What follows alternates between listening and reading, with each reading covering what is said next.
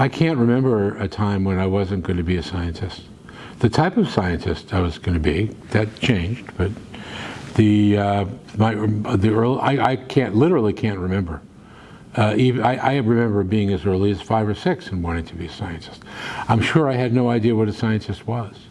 Okay, but you know, I grew up in an era when we were launching rockets and in a space race, and vaccines had just been developed, and you couldn't be help but be cognizant of the importance of science and technology, and so that just somehow that that value system infused in me and many other people actually of my age group.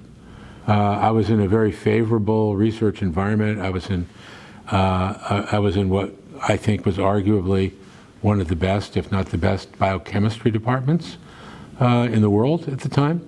That wasn't an accident. When I got an offer to go there, I took it in a heartbeat. I really didn't want to move to California from the East Coast. I did it because I had the opportunity to join this amazing environment. The environment was led and founded by Arthur Kornberg, a Nobel Laureate who had developed you know, a pioneering understanding of how cells copy their DNA and how they a key element of cell division and the basis of genetics.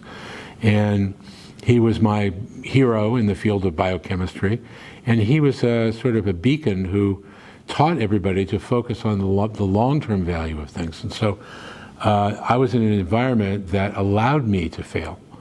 You know, a lot of environments today, even then, you know, if you don't have success in a year or 2 years, you know, you're put on you're made to feel bad.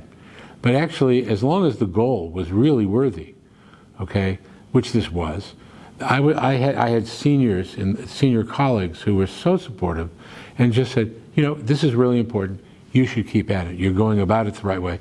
And so there were some times when I started losing confidence, but I gained confidence because people who I really admired had confidence in me.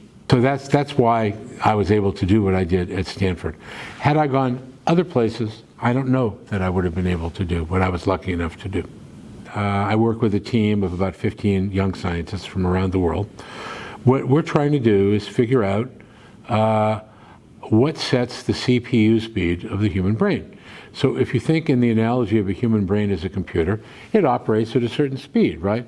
So you know, we've all had days that are faster, slower, right, whatever. And we try to have more faster ones than slower ones, but we all have slower days. And so there's a speed at which, and it turns out it's really stereotyped, the speed. And it turns out the speed at which our brain can do computations is limited by the speed or the time it takes neurotransmitters to pass from one nerve in a circuit in our brain to another. You know, you also have to conduct the so-called action potential down the nerve fiber, which is a bit like conducting electricity on a wire. That's also true. But in our brain, the wires are short and the connections are many. So most of the time is taken in the connections, which is where the computation is done. Okay? Now we don't understand all the details of it, but the movement of a neurotransmitter from across the synapse, that's really stereotyped. It's basically the same in every synapse.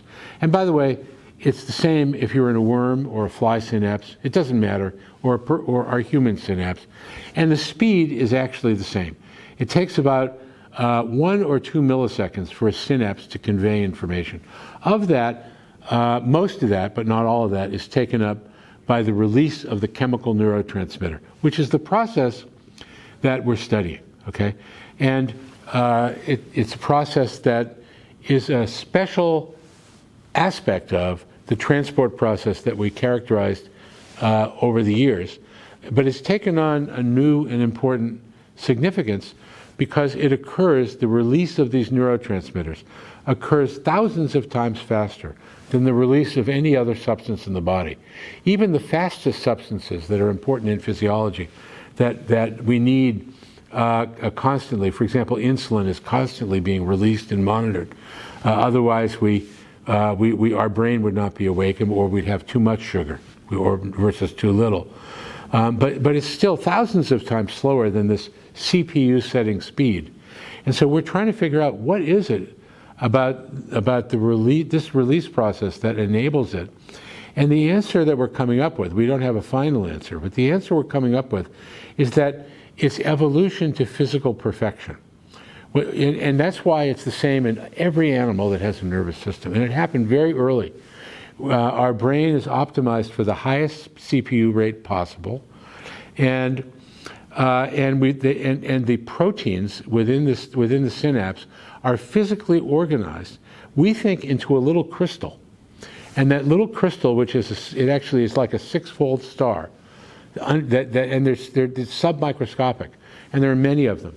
But each of them is designed, each of these little crystals, to kind of fragment in a certain way, just like a diamond fragments in a certain way on a cleavage plane, and release the neurotransmitter with extraordinary speed. And we're trying to understand now, how exactly that works, what the exact structure of it is. And when we do, I think we're going to understand a very basic secret, okay, about the brain and the way in which this protein crystal is built up. It doesn't just assemble in one step. It seems like we're just sort of getting glimmers of this now, but it seems like there's a whole sort of pathway that goes on in our nerve terminals all the time, which allows this structure to form systematically in a series of steps. And I'll bet anything that each of these steps is closely regulated in the brain, and many of them are probably going to be subject to disease states that are going to give us ways to approach psychiatric and neurological disorders that we wouldn't really think about today. We wouldn't have any way to think about. At least that's my hope. That's what I get up for every day.